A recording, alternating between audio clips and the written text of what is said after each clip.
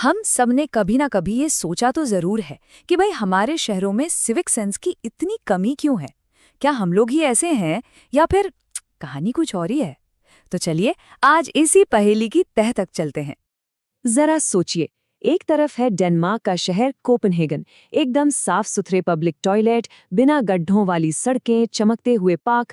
और दूसरी तरफ है हमारे अपने शहर, जहां सड़कों पर कूड़े के ढेर, टूटे फूटे फुटपाथ और गंदे बंद पड़े टॉयलेट हमारी रोज की सच्चाई है। सवाल यही उठता है कि आखिर ये दो दुनियाएं एक ही ग्रह पर होकर भी इतनी अलग कैसे हैं? ये सवाल मन में आता है और सच कहें तो कई बार लोग दबी जुबान में पूछ भी लेते हैं, क्या डेनमार्क के लोग मतलब पैदा ही ज्यादा सिविलाइज्ड हुए थे, या क्या हम भारतीयों में जेनेटिकली ही कोई गड़बड़ है। इसका जवाब है एक जोरदार नहीं। ये कोई जेनेटिक प्रॉब्लम नहीं है। असल में ये जो प्रॉब्लम है ना, ये सिर्फ सिविक सेंस की कमी से कहीं ज्यादा गहरी और उलझी हुई है। और इसका लेना देना सिर्फ लोगों की आदतों से नहीं, बल्कि उस पूरे सिस्टम से है जिसमें हम सब रहते हैं। तो चलिए इसे स्टेप बाय स्टेप समझते हैं। पहले हम 3 बड़ी समस्याओं की जड़ तक पहुंचेंगे, फिर दुनिया भर में क्या सॉल्यूशंस हैं उन पर नजर डालेंगे, और आखिर में ये देखेंगे कि हमारे देश के लिए इसका क्या मतलब है। हमारी पहली और शायद सबसे बड़ी जड़ है समाज का बंटवारा। ये वो सोच है जो कहती है चिप्स का पैकेट तो मैंने फेंका पर इसे उठाएगा कोई और। ये जो कोई और वाली मानसिकता है ना, असली प्रॉब्लम तो यहीं से शुरू होती है। जरा इस आयरनी को समझिए। कूड़ा हम फैलाते हैं, लेकिन जो उसे साफ करते हैं उन्हें हम इज्जत से सफाई कर्मचारी भी नहीं बल्कि कूड़े वाला कहते हैं। सोचिए, हमारी भाषा में ही ये विभाजन कितना गहरा है, और यही तो समस्या की जड़ है। यहीं पर डिग्निटी ऑफ लेबर यानी श्रम की गरिमा का कॉन्सेप्ट आता है, जहां हर काम बराबर है, कोई काम छोटा या बड़ा नहीं। लेकिन हमारे इतिहास में सफाई के काम को कुछ खास जातियों से जोड़ दिया गया, और हुआ ये कि समाज के एक बहुत बड़े हिस्से ने ये मान लिया कि भाई सफाई करना तो उनका काम है ही नहीं। और ये सोच हमारे अंदर इतनी गहरी बैठ चुकी है कि स्कूल हो, ऑफिस हो या अपना घर, सफाई के लिए हमेशा कोई और ही होता है। अब सोचिए, जब हमने अपने घर और ऑफिस की सफाई को ही कभी अपनी जिम्मेदारी नहीं समझा, तो हम सड़क या पार्क की परवाह भला कैसे करेंगे? लेकिन ठहरिए, ये सिर्फ हमारी मानसिकता की बात नहीं है। क्या होता है जब सिस्टम खुद ही आपको नियम तोड़ने पर मजबूर करने लगे? और यहीं पर आती है हमारी दूसरी बड़ी समस्या, हमारा टूटा हुआ इंफ्रास्ट्रक्चर। जरा ईमानदारी से सोचिए, क्या हमें आसानी से एक साफ सुथरा पब्लिक टॉयलेट मिलता है? क्या चलने के लिए एक सही सलामत फुटपाथ है? क्या ट्रैफिक में लेन में चलने का कोई मतलब भी रह गया है? ज्यादातर सवालों का जवाब एक कड़वा नहीं ही होता है।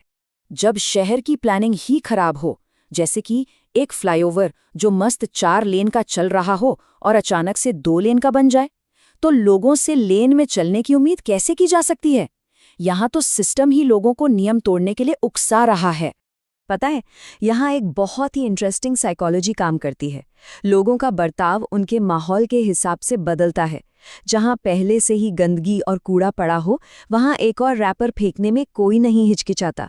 लेकिन वही लोग किसी चमचमाते एयरपोर्ट या मेट्रो स्टेशन पर कूड़ा फेंकने से पहले 100 बार सोचते हैं। मतलब साफ है, अगर आप लोगों को एक साफ सुथरा सिस्टम देंगे तो लोग भी उसे साफ रखने की कोशिश करेंगे। अब आते हैं तीसरी और शायद सबसे अंदरूनी वजह पर, एम्पैथी यानी सहानुभूति की कमी।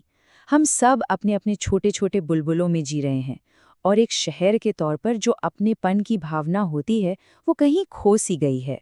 अक्सर जिनके पास साधन है वो अपने लिए एक अलग साफ सुथरी दुनिया बना लेते हैं। उनके गेटेड कॉम्प्लेक्स के अंदर शानदार पार्क होंगे, स्विमिंग पूल होगा, सब कुछ चमचमाता हुआ। लेकिन उस एक दीवार के ठीक बाहर क्या हो रहा है, इससे उन्हें कोई खास फर्क नहीं पड़ता। ये मेरी दुनिया और बाहर की दुनिया का जो फर्क है ना, यही सहानुभूति की कमी है। ये सोच दिखाती है कि हम एक समाज के तौर पर कितना बंट चुके हैं।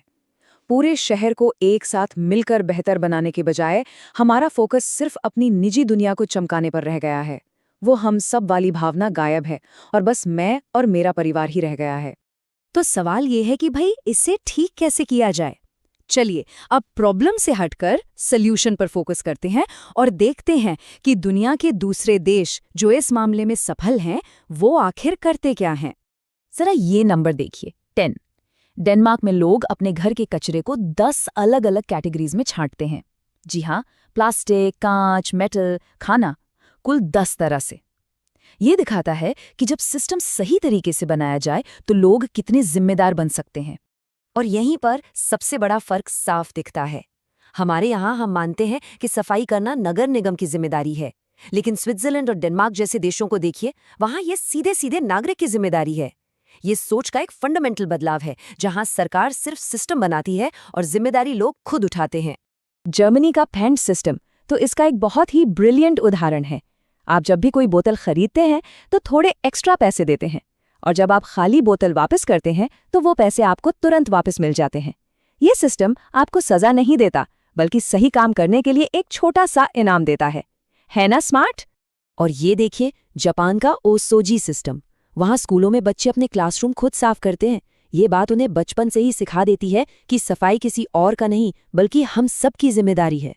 ये सिर्फ एक आदत नहीं है, ये उनके चरित्र का हिस्सा बन जाता है। क्या हम अपने बच्चों को ये सिखा रहे हैं? तो यहाँ सबसे जरूरी सबक ये है कि सिविक सेंस कोई पैदाइशी गुण नहीं है। ये किसी के डीएनए में नहीं होता, इसे बनाना पड़ता है अच्छी शिक्षा के साथ, एक काम करने वाले सिस्टम के साथ और सही नियमों के साथ। तो इसका समाधान इन 3 मजबूत पिलर्स पर खड़ा है। पहला, एजुकेशन, जो बचपन से ही जिम्मेदारी और सम्मान सिखाए। दूसरा, एक स्मार्ट सिस्टम, जो सही काम करना आसान बनाए और गलत काम करना मुश्किल।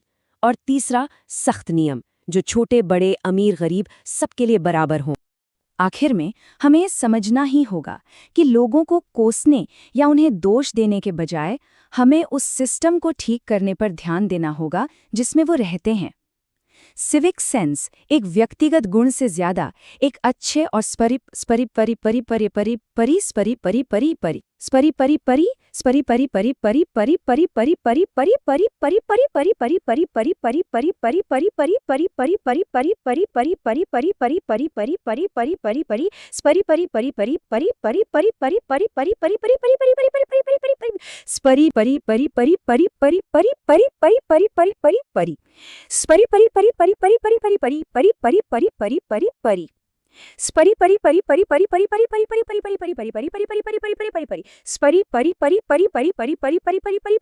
सिस्टम का नतीजा है।